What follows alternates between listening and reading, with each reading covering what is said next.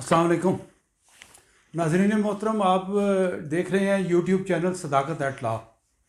मैं हूं Mirza Sadaqat Ali, advocate supreme court of Pakistan, और मैं अपने चैनल पर आपको खुश आमदीद कहता हूं।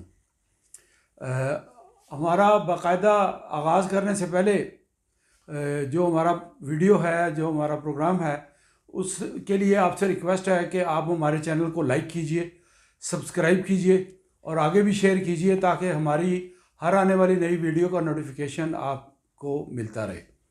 आपसे रिक्वेस्ट ये है कि मैं मेहनत से कोशिश करके और काफ़ी कीमती वक्त निकाल कर मेहनत करके मुख्तलिफ़ जगह से वैल्यूएबल और इंफॉर्मेटिव जो है चीज़ें कलेक्ट करता हूँ, वो आपके लिए और पब्लिक गुडनेस के लिए ये काम करता हूँ, और ताकि आपको वैल्यूएबल और अच्छी और मयारी इन्फॉर्मेशन मिले।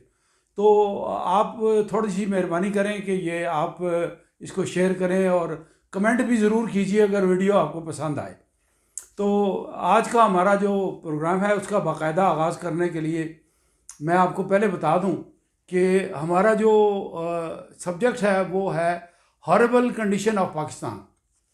ये कंडीशन जो जिस सब्जेक्ट को मैंने इंतखाब किया है, ये कंडीशन जो है ये एक कंपैरेटिव स्टडी है।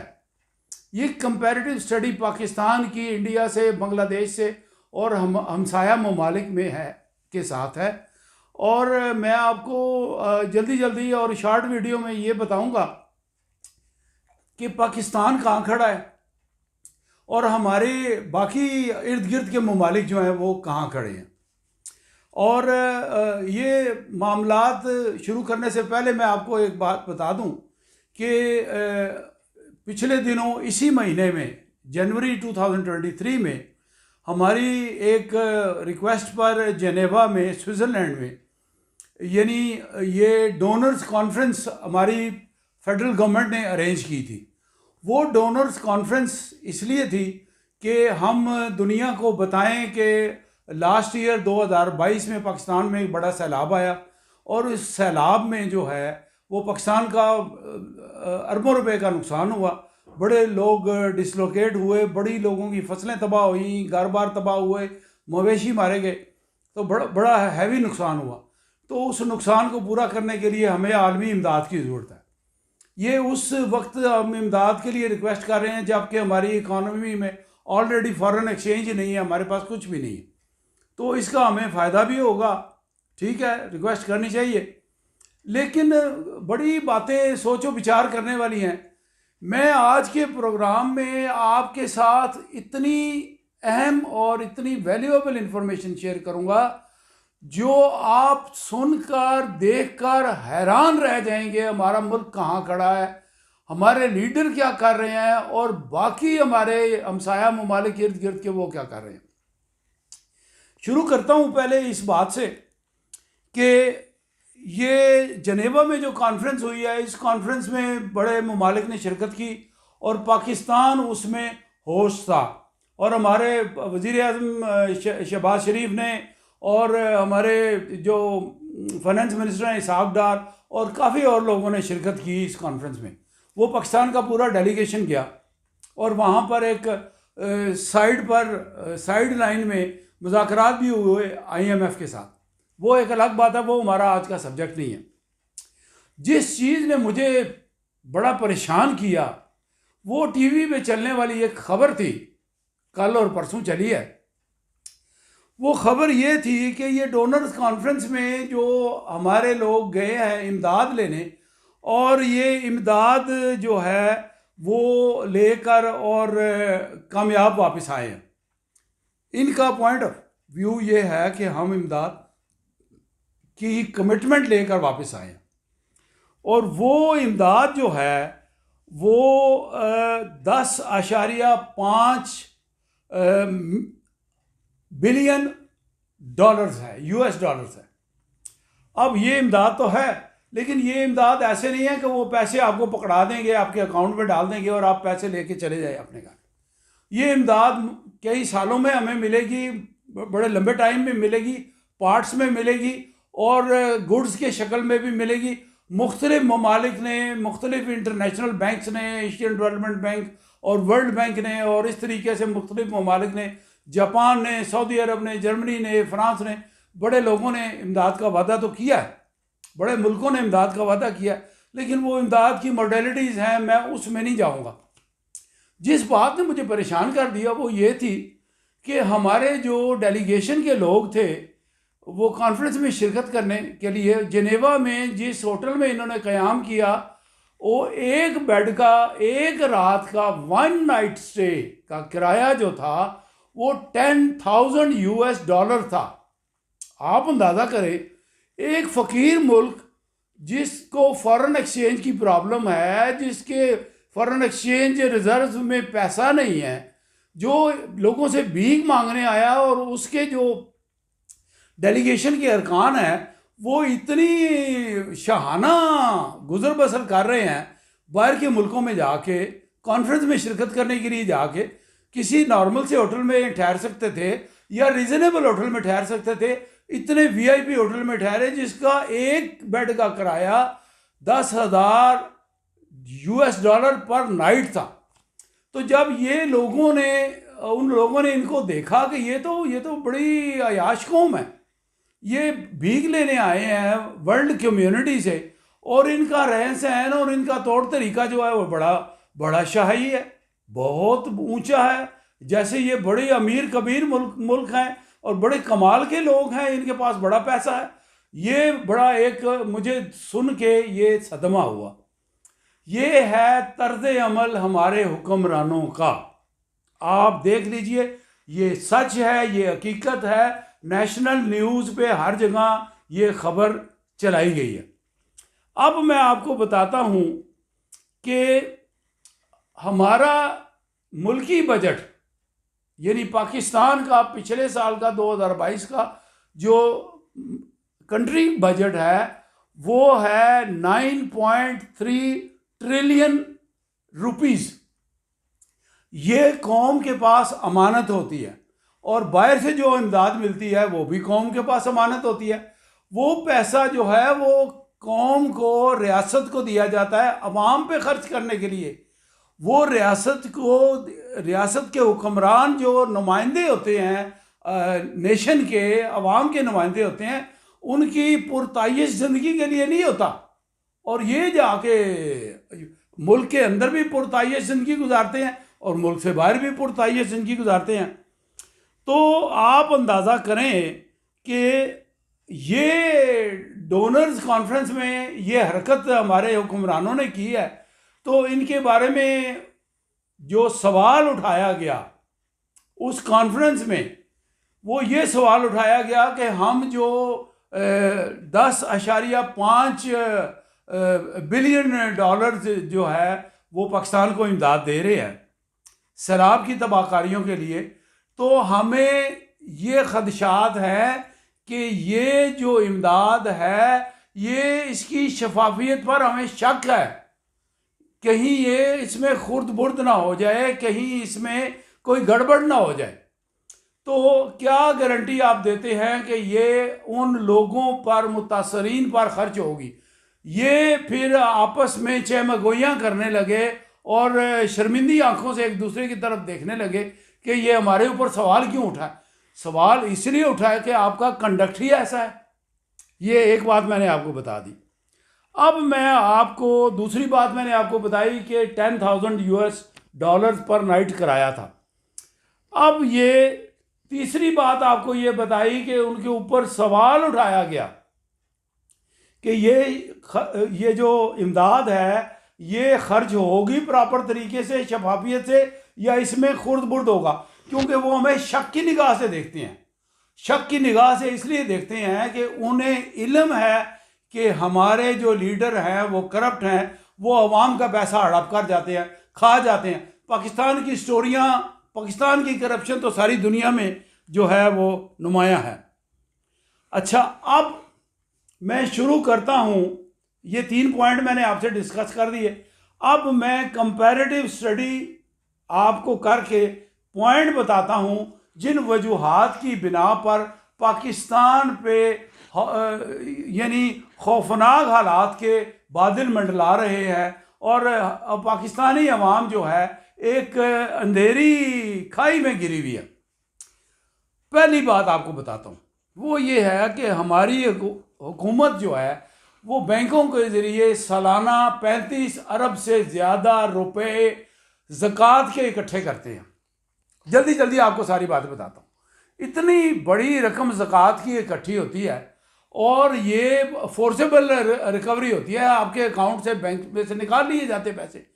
वो पैसे कहाँ खर्च होते हैं? अवाम को कभी किसी एहलकार ने आके नहीं बताया कि ये पैसे कहाँ खर्च हुए। कोई तरक्की का, पॉवर्टी की रिमूवल का, यानी गुर्बत और इफलास को दूर करने का कोई प्रोग्राम, कोई चीज़ नहीं।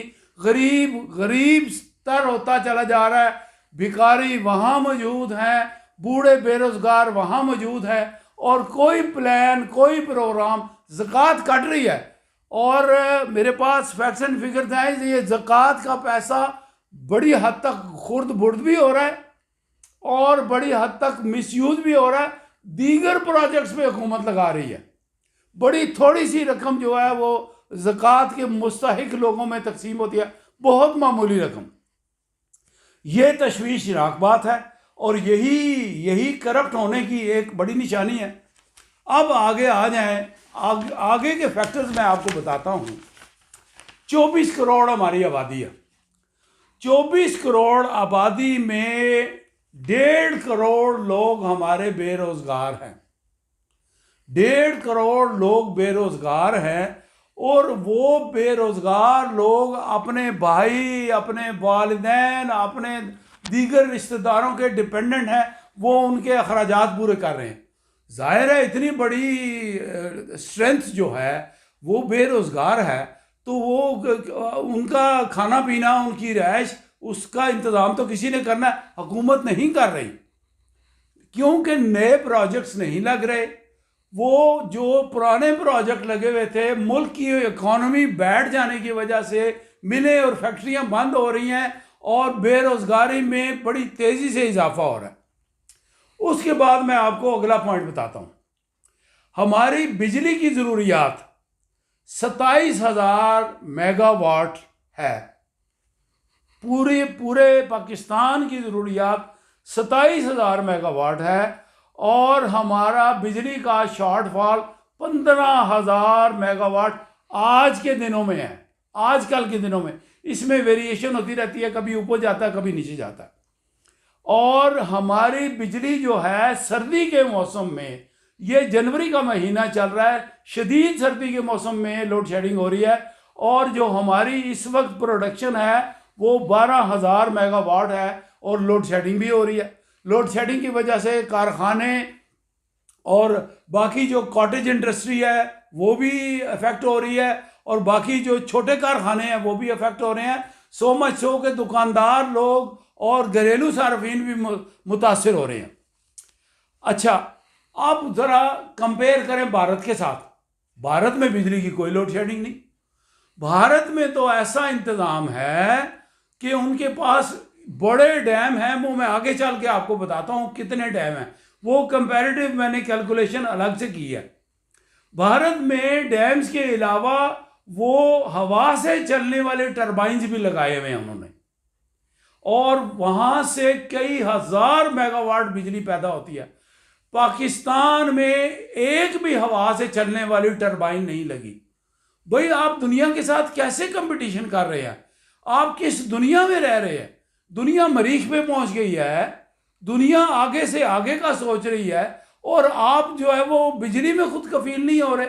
आपके जो प्रोजेक्ट लगे हुए हैं उसमें भी वो बहुत बड़ी हद तक शॉर्टफॉल आ रहा है। तो क्या करना है आइंदा के लिए? इस कौम को आपने किस तरफ लेके जाना है? अब आगे आ जाएं।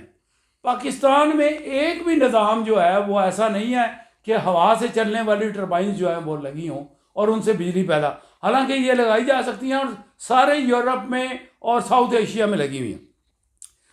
इसके बाद एक और नुक्ता आपको बताता हूँ। चंद साल पहले पाकिस्तान गंदम, चावल, कपास और इन चीज़ों में खुद कफील था, लेकिन अब हमें गंदम की भी शॉर्टेज है, अब हमें दालों की भी शॉर्टेज है, अब हमें कपास की भी शॉर्टेज है, चावल की भी शॉर्टेज है। ये सारी चीज़ें हमें बाहर से, चाइना से और ब्राज़ील से और दीगर ममालिक से इंपोर्ट करनी पड़ती है, जिस पर एक कसीर रकम ज़र मुबादला की हमारी खर्च होती है। ये बात हो गई। अब वजह उसकी क्या है? उसकी वजह महंगाई है, यानी कीड़े मार दवाइयाँ जो वो महंगी कर दी हैं, बीज महंगा कर दिया, बिजली महंगी कर दी, और आपकी कॉस्ट ऑफ प्रोडक्शन जो है वो बढ़ गई है। और वो जो खाद, ज़रूरी खाद है, वो भी बड़ी महंगी कर दी। वो ज़रूरी खाद महंगी होने की वजह ये हमारे सियासतदान हैं, हमारे पॉलिटिशियन हैं, उनकी मलकियत हैं खाद पैदा करने वाले जो कारखाने हैं, और खाद की इतनी शॉर्टेज है कि बाहर से भी मंगवानी पड़ती है। अब ये वजह है कि अवाम को जब चीज़ें महंगी मिलेंगी तो उनकी लागत जो है वो भी पूरी नहीं होती। अब सोचें कि आपने कंपटीशन करना है इंडिया से, आपने कंपटीशन करना है बांग्लादेश से, आपने कंपटीशन करना है इंडोनेशिया से, आपने कंपटीशन करना है मलेशिया से, तो आप कहाँ स्टैंड करते हैं? आप तो सबसे पीछे हैं। आप तो अपनी ज़रूरत की चीज़ें प्रोड्यूस नहीं कर रही। एक्सपोर्ट करना तो एक बहुत बड़ी बात है, अपनी ज़रूरत की चीज़ें आप नहीं प्रोड्यूस कर रहे। अब आपको करंट का झटका लगेगा एक बात सुनकर कि हमारी 24 करोड़ आबादी में 0.06% हमारे नौजवान जो हैं वो आईटी में तालीम हासिल कर चुके हैं। ये तादाद 24 करोड़ में बनती है कुछ 6 लाख अफराद के आसपास। बड़ी कम तादाद है। 24 करोड़ में सिर्फ 6 लाख बंदे जो है वो आईटी से रिलेटेड हैं, वो उन्होंने आईटी की तालीम हासिल की है।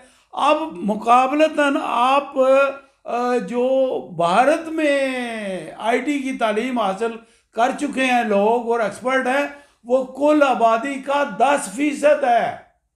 जी जनाब, ये सुन लें आप, कितना बड़ा फर्क है। यानी अमेरिका में, कनाडा में और दुबई में और तरक्की याफ्ता ममालिक में वो बड़ी ज़बरदस्त अर्निंग कर रहे हैं और अपने मुल्क में वो फॉरेन एक्सचेंज भेज रहे हैं। आपने कोई ऐसा हंगामी प्रोग्राम ही नहीं शुरू किया आपकी हुकूमत ने। अब ये भी बड़ी फिक्र की बात और तशवीश की बात है। इसीलिए मैंने इस प्रोग्राम का नाम रखा है horrible condition of Pakistani nation. अब आ जाए हमारा अदालती शोबा। हमारा अदालती शोबा जो है वो नहायत ज़ुबूं आली का शिकार है, और यूनाइटेड नेशन की रिपोर्ट के मुताबिक हमारी अदलिया दुनिया के 136 ममालिक में से 132वें नंबर पे है कारकर्दगी और इंसाफ के हवाले से, डिस्पेंसेशन ऑफ जस्टिस के हवाले से। ये कितनी नीचे है, कितनी नीचे है। हमारा तो कोई मकाम ही नहीं हमारी अदलिया का। क्या करते हैं वो सारा दिन बैठे हुए। और अगली बात सुने आप कि मुराद लेने के हिसाब में हमारी अदलिया का नंबर जो है वो दुनिया में 4था नंबर है। जो जज साहिबान को मुराद मिलती हैं, गाड़ियां मिलती हैं, पेट्रोल मिलता है, तनख्वाहें मिलती हैं, अलाउंसेस मिलते हैं, एयर कंडीशन मिलते हैं। अब तो गवर्नमेंट ने ये कर दिया है, छोटे से छोटे सिविल जज के कमरे में भी वो एयर कंडीशन लगे हुए, कंप्यूटर्स लगे हुए।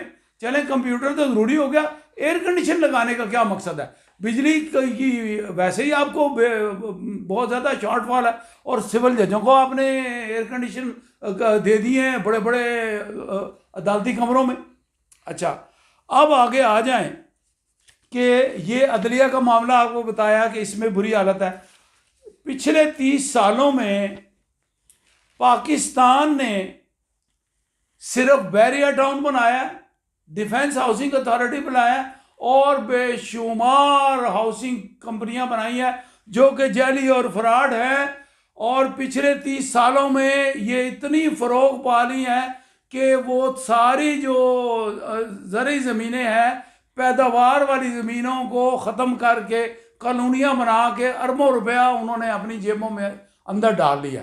और एक रिपोर्ट के मुताबिक आप देख सकते हैं, आप खुद भी रिसर्च करें तो आपको पता चल जाएगा 8,775 हाउसिंग कंपनियां जो हैं जैली और फ्रॉड है, उनके पास ज़मीन ही नहीं है और उन्होंने प्लाट हजारों लाखों लोगों को प्लाट फरोख्त कर दिए। किस कदर बड़ा काम है। और ये चल कैसे रही हैं, ये कायम क्यों है, ख़त्म क्यों नहीं होती। ये FIA की मिली भगत है इनके साथ। और इसके अलावा वो सोसाइटीज़ जो हैं वो पाकिस्तान के सेनेटर्स, प्रोविंशियल असेंबली के मेंबर और नेशनल असेंबली के मेंबर्स के उनमें शेयर हैं उन कंपनीज के। इस वजह से वो पकड़ी नहीं जाती, उनको कोई हाथ नहीं डालता। हम ये सोसाइटियां बनाते रहे, हम बैरियर टाउन बनाते रहे और हम V8 और लैंड क्रूजरें जापान से इंपोर्ट करते रहे, जबकि इंडिया जो है वो लगा रहा डैम बनाने में, मुख्तलिफ डैम बनाने में लगा रहा। इंडिया तरक्की करता रहा ID के शोबे में, बाकी इंडस्ट्री के शोबे में। बांग्लादेश तरक्की करता रहा IT के शोबे में और एग्रीकल्चर के शोबे में और बाकी शोबों में वो तरक्की करते रहे, वो लगे रहे। और अब हमारे लीडर क्या करते हैं, हमारे लीडर सिर्फ लड़ाइयाँ लड़ रहे हैं। वो मैं आगे चल के आपको बताता हूँ वो उसकी वजह क्या है। अब आप अंदाज़ा करें, एक इतनी हैरान कुन बात आपको बताने लगा हूँ कि मैंने रिसर्च की है। मेरी रिसर्च के मुताबिक इंडिया में कुल डैम्स की तादाद 5,334 है, 5,334। और जो उनके लार्ज डैम्स हैं, बड़े डैम, यानी जितना हमारा मंगला और तरबेला डैम है, इस लेवल के डैम जो इंडिया में हैं उनकी तादाद है 447। और पाकिस्तान में लार्ज डैम की तादाद 2 है, अंदाज़ा करें। और कुल पाकिस्तान में छोटे छोटे डैम, जैसे वो इस्लामाबाद को पानी देने के लिए रावल डैम है, बिजली तो उसमें नहीं बनती। एक समली डैम है, बिजली उसमें भी नहीं बनती, वो छोटा सा पानी का ज़ख़ीरा है, ठीक है, वो भी कारआमद है। तो बड़े डैम बनाए ना, कालाबाग डैम बनाए, बादशाह डैम बनाए। आपको हैरत होगी कि आपका बादशाह डैम जो बनाना शुरू किया था किसी दौर में, पिछले 2 साल से उसका काम बंद पड़ा है, वो भी बंद हो गया।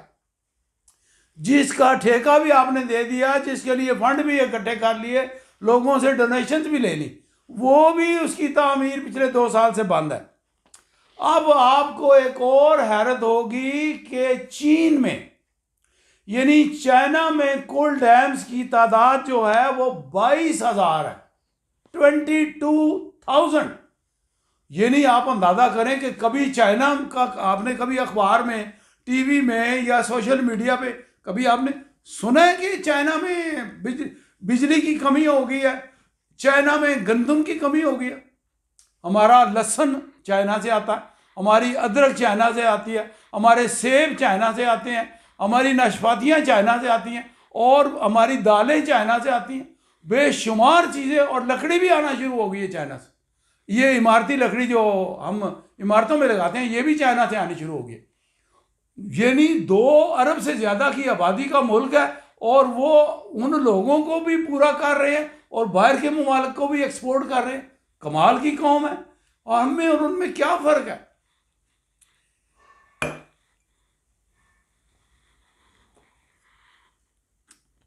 अब मैं आपको एक और बात बताता हूं।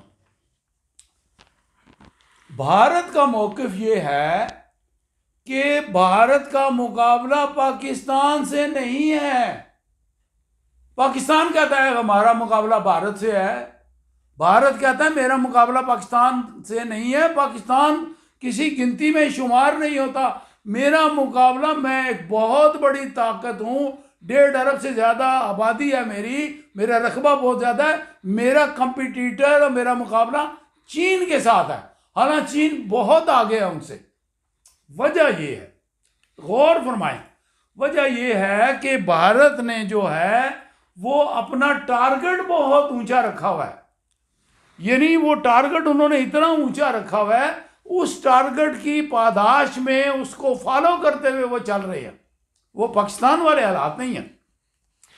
अब ज़रा गौर फरमाएं कि इंडिया में, एक और बात आपको बताता हूँ, इंडिया में लिटरेसी रेट यानी तालीम का जो शरह है वो 77.7% है इंडिया में, और पाकिस्तान में ख्वानदगी की शरह तकरीबन कोई 25-30% है, और 50 से 55% पाकिस्तान में सिर्फ वो लोग हैं जो लोग अखबार पढ़ सकते हैं या उर्दू में कुछ थोड़ा बहुत लिख सकते हैं, मामूली सा लिख सकते हैं, तालीम याफ्ता नहीं वो कहलाते, सिर्फ अखबार पढ़ सकते हैं।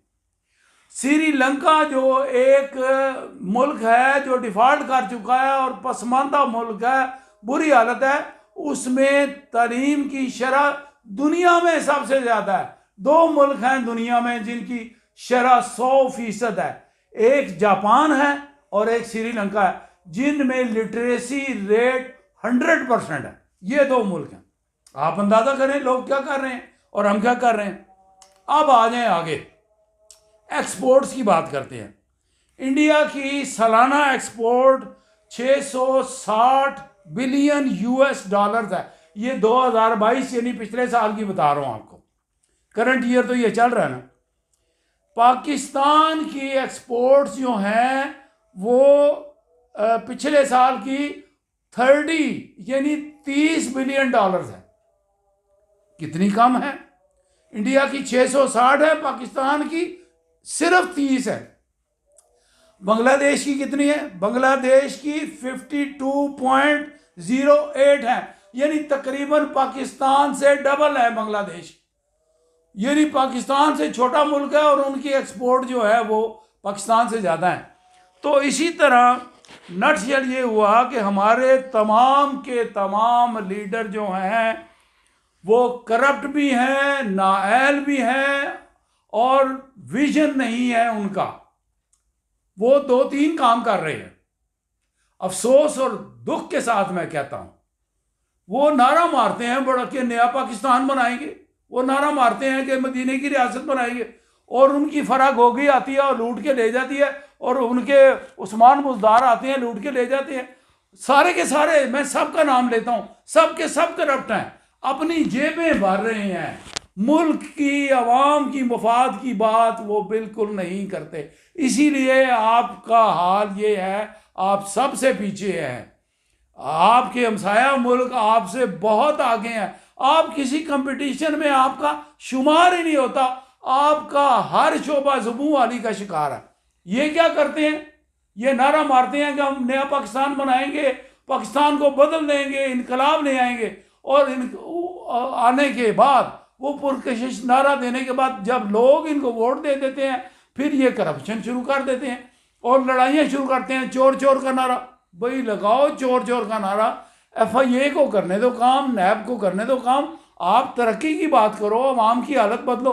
कोई काम नहीं हुआ तरक्की का, कोई डैम नहीं बने, बिजली का शॉर्टफॉल तो कवर नहीं कर सके। जब बिजली नहीं होगी, जब गैस नहीं होगी, जब पीने का पानी नहीं होगा, हालत तो ये है कि पीपल्स पार्टी पिछले कई सालों से, 15 साल से सूबा सिंध में इक़्तिदार में है। कराची जैसे बड़े शहर जिसका 80% रेवेन्यू जो है वो पाकिस्तान का कराची से आता है, वहाँ का कूड़ा करकट उठाने का इंतज़ाम नहीं है। इतना गंद फैला हुआ कराची में, कूड़ा करकट नहीं वहाँ से उठाया जा सकता, गार्बेज कलेक्शन नहीं हो सकता। ये हालत है। मेरे पास इतनी बातें हैं करने के लिए, मेरे पास वीडियो में टाइम नहीं है, वो लंबी हो जाएगी वीडियो। मैं आपको बातें सारी बता दूं जो मैंने नोट्स बनाए हैं, आप हैरान हो जाएंगे। अब ये करते हैं, करप्शन भी करते हैं, अब ये आपस की लड़ाइयों में उलझे हुए हैं और इनकी लड़ाई ना ख़त्म होने वाली है। इनके पास कोई प्लानिंग, कोई प्रोग्राम ही नहीं है। या ये भीख मांग रहे हैं, भीख मांगने के बाद ये अपनी जेबें भरते हैं और एक दूसरे के पास कीचड़ उछालते हैं, मड स्लिंगिंग करते हैं, एक दूसरे के साथ लड़ाइयाँ लड़ रहे हैं। तो ये है पाकिस्तान की हालत, और इस हालत की जिम्मेदार अवाम नहीं है। अवाम तो रोज़ बरोज़ गरीब हो रही है, महंगाई में पिसे हुए हैं अवाम। ये लोग जो हैं ये उसका फ़ायदा उठा रहे हैं। इनके पास अवाम की तरक्की का कोई प्रोग्राम नहीं है, आपस की लड़ाइयों में ये उलझे हुए हैं। ये नहीं, हम दहाइयों से सुन रहे हैं सब पार्टियां एक दूसरे पर कीचड़ उछाल रही हैं, मुकदमाबाजी कर रही हैं। तो ये था आज का प्रोग्राम। इसका मतलब ये था, इसका मकसद ये था कि आपको एजुकेट करना और आपको एक बेहतरीन मालूमात फराहम करना। हमारी हालत बहुत ज़्यादा ख़राब है। जब तक ये लड़ाइयाँ ख़त्म नहीं होंगी, जब तक सियासी इस्तेहकाम नहीं आएगा, और ये मत सोचिए कि इमरान खान आके पाकिस्तान की हालत बदल देगा। उसके साथ भी सारा रिजेक्टेड माल है, सारा करप्ट माल है। अल्लाह मेरे पाकिस्तान को सलामत रखे, अल्लाह आपको, आपके बाल बच्चों को सलामत रखे। अल्लाह मेरे बानी पाकिस्तान को जन्नतुल फिरदौस में जगह अता फरमाए। आपसे इजाज़त लेता हूँ। अस्सलामु अलैकुम।